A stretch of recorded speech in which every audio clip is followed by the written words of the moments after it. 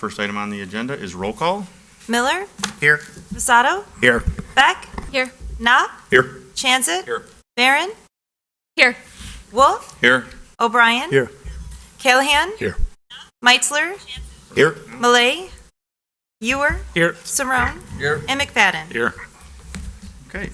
The next thing on the agenda would be a reminder to please speak into the microphone for the BATV broadcast. Next up will be items to be removed, added, or changed. Unfortunately, I jumped the gun last night and mentioned that we wouldn't have number 5 on the agenda. Well, it's going to be on tonight, so we don't have to add it to next week. Next week is already busy enough. So that will bring us right to matters from the public. Item number 4. Anybody want to say anything from the public? Oh, come on, Mark. Okay, that'll take us right to the aforementioned number 5. Resolution 20-001-R. Authorization to accept plat of easement for 1998 McKee Street, Raising Canes. Gary's going to come fill us in on anything we need to know about this. Forward plat of easement. Can pull it up. A couple strips of easement along different parts of the property, the Yeah. utilities. That's all it really is. This southern line, if you recall, was the subject of several discussions during the original development process. So they now have agreed to grant this public utility easement along the south, and then this is just these easements here are really just for the site improvements themselves. So there really isn't much more besides easements being required to facilitate development of the site. Anybody have any questions?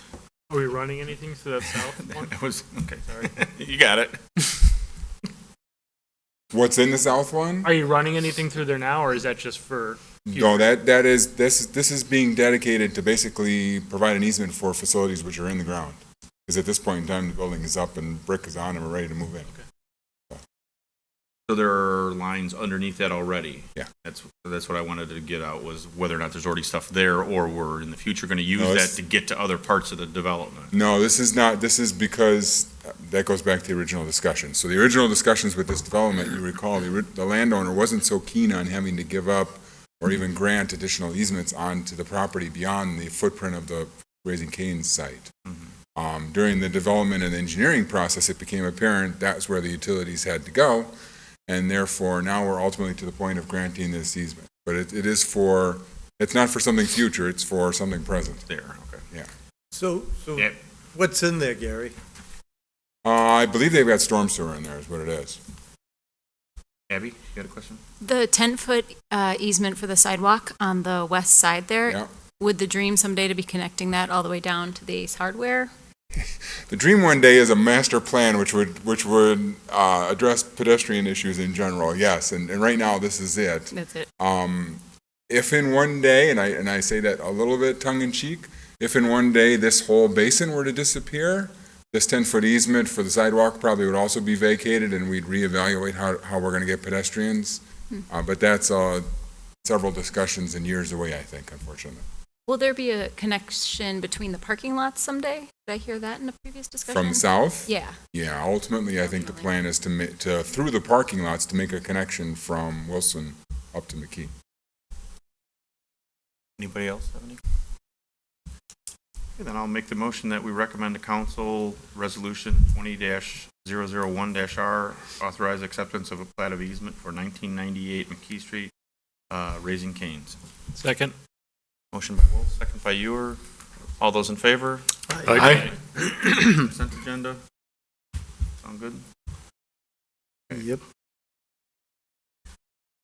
Next up will be ordinance 20-05, amending wages and salaries for non-collective bargain employees. Chance? Actually taken with 5, 6, and 7. We have some housekeeping issues on salaries and wages, and Wendy is here. The first one is some changes regarding, we made some changes to the Public Works Department, and that really is what necessitated this first one. Yeah, so the first one for the wages and salaries for the non-collective bargain employees. As you recall, last year, we created a new division, Public Properties and Services Division, and they are doing different skills that we've actually, forestry skills that we've not, we've always contracted out, well, at least in the most recent past. So that brought in, we had some discussions on skills we're looking for and to pay certification for of certifications and such that we want them to carry. So that's what the amendment is. You'll see that for the, it's the PPS maintenance worker as well as the crew leader, certifications for pay specifically related to becoming a certified arborist and/or a certified arborist municipal, with municipal services. So those are two separate types of certifications that someone can receive. Currently, our crew leader does hold the certified arborist as well as our superintendent does. So those are definitely good skills for us to have, and hopefully it will incentivize our other employees new to that division to get those. And then the last certification pay as well is for, there is a certification in the public works arena called IPSA. It's Illinois Public Services Association. They do an actual certification program. It's a 3-year program for employees to go through in regards to leadership, supervisory experience, mentoring, and when they get out, they receive a certification for that. Definitely from a succession planning perspective, it's very important to us for our public works employees to hopefully be able to grow to that next step. So those are the changes that you see in the amended ordinance. Any questions on number 5 then? If not, I would make a motion that we approve ordinance 20-05, amending wages and salaries for non-collectively bargained employees. Second. Motion and a second. Any additional discussion? All in favor? Aye. Opposed? Consent agenda or? Yeah. Okay. Then number 6, this is regarding the wages for paid on-call firefighters. With the others, this is at 2.5% then, correct? Correct. Yeah, so this is in a separate ordinance. As you recall, during the budget season, we approved the non-collective bargaining group. This is a separate ordinance. It's paid on call. Same increase, 2.5, so you'll see all the changes reflected in their hourly rates of pay. And the same is for ordinance number 7 as well, Exactly. 2.5% carries over. So if there's no questions, I would move that we approve ordinance 20-6, regulating the 2020 wages for paid on-call firefighters. Second. Motion and a second. Any additional discussion? All in favor? Aye. Opposed? Consent agenda. And then I would also move that we approve ordinance 20-7, regulating the 2020 payment of ESDA volunteers. Second. Motion and a second. Any additional discussion? All in favor? Aye. Opposed? Consent as well. Thank you. Thank you. Okay, Thank you. thank you. Next up will be project status. Okay, I have one item that transpired this evening at the regularly scheduled meeting of the Board of Fire and Police Commissioners this evening. Gary LaBarbera was selected from the sergeant's eligibility list to be promoted to the rank of police sergeant. This promotion was made to fill the vacancy created by the retirement of Vincent de Blasio from the police department with 25 years of service. This promotion goes into effect immediately, and Sergeant LaBarbera will be assigned to the afternoon shift in the patrol division. So we congratulate Gary on this promotion. Other than that, I don't have any other project status unless somebody has a question for me. The only other thing that I wanted to bring up was yesterday evening, we had a request for a temporary on-street overnight parking permit, and we wanted to place that on next week's agenda. I received contact from a couple of the aldermen today to ask that that be placed on the consent agenda. I don't know if everybody is in favor of putting that on the consent agenda, or one of the concerns is, I think, that we want to talk about why in this instance that this was granted. as an exception because I do think that it might have the propensity to invite others in a similar situation, such as those who have students who are home from school on break, which raises the number of vehicles that they have to store in their driveway and thus keep them on the street overnight. So it might be good just to have that discussion so that people understand why the exception is being given in this case and also for the 6-month period of time. I personally would like to see the ordinance before we just say we're just going to do it for 6 months or whatever the time frame is. We put things in the ordinance to allow for that, for somebody to come in and say, I need to do it because, I don't have a place to park, I'm moving down the street, whatever the reasons are.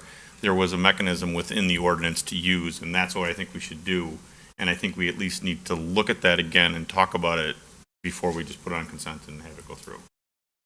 Dan? The only reason I had suggested consent was because I took a peek at the ordinance, and it gives the chief a pretty wide latitude in making decisions on this, doesn't it? Actually, no, it doesn't. It says that the chief has a narrow latitude, but if the resident At his requests it, it can be approved, an exception can be approved by city council. So it's city council that has the wide latitude and staff has the narrower latitude. I probably chose my words poorly then.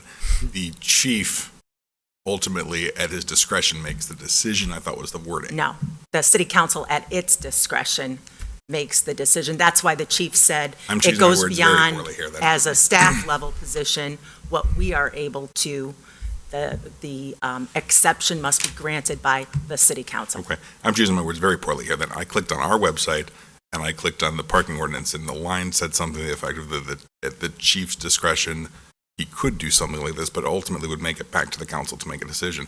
The only reason I was suggesting consent would be, I'm trusting the chief's judgment here. If he does not think this is appropriate, then we would not see it at a committee level. If the chief thought it was appropriate, then yeah, let's go through this. Otherwise, to the mayor's point, I do not want to open a can of worms. So. The less time we spend on this, the better. Both the chief and I have expressed reluctance about granting the exception in this Then- case then I would because we have a hard time understanding what the difference would be between this and other residents who have circumstances where they have more cars than their driveway allows. Given that, I would expect it not to come to committee then. That's all. I'm just afraid of opening up a larger discussion that's not necessary because we've already ruled on this and we don't want this thing that you're saying. So at the staff, at the staff level, it does not make a recommendation to come to council. I would also be okay with that. Okay. Does that make sense? Mhm. Otherwise, we'll be here for 2 hours talking about parking. Well, and that's why I wanted to have the ordinance in front of us, printed out, not reading it off the website, but printed out so we could look at it and see Right. if it's our choice and the resident wants to come in and ask us, then that's what we do. Mhm. Because that's what's in the ordinance, and that's why I wanted to see that before we make a decision on it. In this case, I did ask the resident if he would be willing to come in to Cow. His schedule does not permit it because he takes his daughter to swim lessons on Tuesdays. So he can't be here on a Tuesday. He could be here on a Monday, obviously, and speak at a city council meeting and plead his case. But that's why I've been going back and forth with him, is to have this discussion, to whether it's in front of all of us or to myself, and I don't know if he reached out to Abby at all, but same kind of thing. So it could be a city council meeting since there is a line item for matters from the public which are not on the agenda. Yeah. And that certainly could be taken up at that time. I was just trying to mitigate the. Right. And again, I don't think we need to get up on this horse and ride it at all. I think we need to use whatever we put into play, and if the reality is that to get it, he has to come before us and ask for it, if that's really what he wants, then that's what we do. Okay.